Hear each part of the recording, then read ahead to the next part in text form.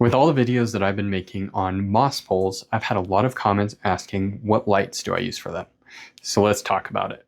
When I first started growing my plants on moss poles, I was using all overhead lights.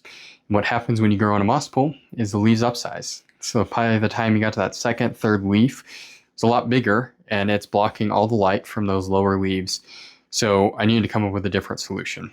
At that point, I switched over to the Barina T10s, which they have been a great light for the price point, but Barina recently came out with the T1S, and I got that as soon as it came out.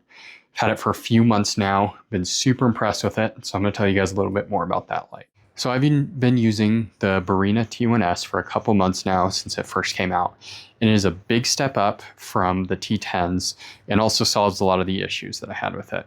So to start, much more powerful. It is 65 watts, so it's about 40% more powerful than those T10s.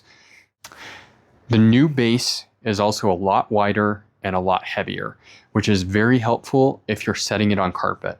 With the old ones, they'd get a little bit unstable, but I've had no issues with this one.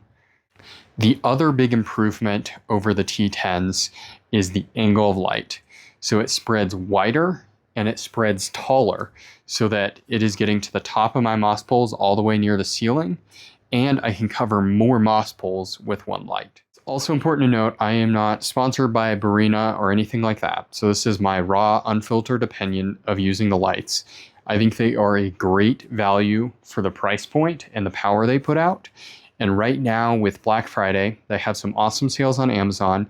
And if you get 5 or more products, it's an additional 8% off. So I just picked up 5 more that are supposed to get here in the mail today.